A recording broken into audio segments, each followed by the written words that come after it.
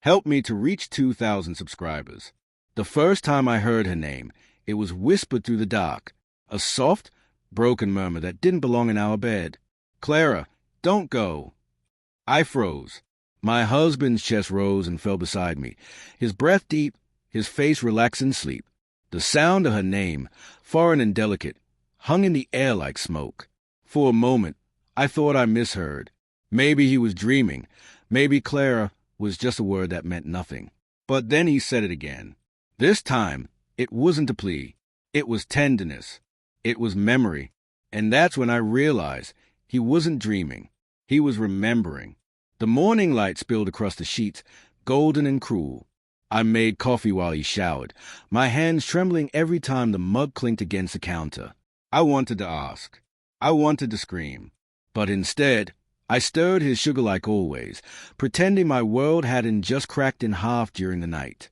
"Sleep okay?" he asked casually, towel around his waist. "Yeah." I lied. "You?" He smiled. Best sleep I've had in weeks. The way he said it made me want to laugh and cry at the same time. I forced a smile, hiding the tremor in my lips. I watched him dress. Every movement suddenly looked strange. The way he folded his sleeves, the small hesitation before buttoning the last one, the faint hum under his breath. I searched for guilt in his face and found nothing. Just ease. Just routine. That was the first red flag. How normal he seemed. For days, I tried to forget. I convinced myself that Clara was a dream, a meaningless slip from a tired mind. But the name stayed with me, haunting every silence. I started noticing things I'd ignored before. The late nights at the office. The phone he now kept face down. The faint scent of perfume that wasn't mine, hidden beneath his cologne. And then came the message. I was folding laundry when his phone buzzed. He was in the shower. My heart stuttered as I glanced down. One word lit the screen. Clara. No emoji. No last name. Just that. I shouldn't have opened it. I knew that. But betrayal isn't clean. It's a slow, messy decay of trust. Her message was short. You left your jacket here. It still smells like you. I felt the air leave my lungs. My hands went cold. I didn't cry. Not yet. I just stood there, holding his phone, feeling the walls closing around me. When he came out, I placed the phone face down on the table again and said nothing. That night, I couldn't sleep. I watched him, his chest rising steadily beside me. I thought about all the times I had blamed myself for the growing distance, thinking maybe I wasn't affectionate enough, maybe I had changed. But now, watching him sleep peacefully while my mind burned, I understood something cruel. Love doesn't die quietly. It's murdered by neglect, by secrecy, by whispered names in the dark. At 2:47 a.m., he stirred again. I held my breath. "Clara," he murmured, "you always smell like rain." The words carved into me like glass. The next day, I asked casually, "Who's Clara?" He didn't flinch, but his hand tightened on his coffee mug. "Who?" "You said her name last night. Twice." He laughed softly, too quickly. "You're hearing things." I wanted to believe him. Good, I wanted to. But his eyes darted away, and I saw it, the guilt he was trying to bury. I tilted my head. "You sure? Because you also said she smells like rain." The silence between us stretched thin. He placed the mug down carefully, avoiding my gaze. "You're being paranoid," he said finally, voice low. "You always overthink." That word, always, felt like a knife, because it wasn't the first time he'd used it to erase my instincts. I didn't reply. I just nodded, pretending to accept it, while something cold and sharp began to settle in my chest. 2 weeks passed. He grew sweeter. Kinder. Flowers on the counter, morning kisses, surprise lunches. The kind of affection that feels rehearsed. Guilt wrapped in romance. One evening, he said he had a late meeting. I waited an hour after he left, then followed him. I don't know what I expected.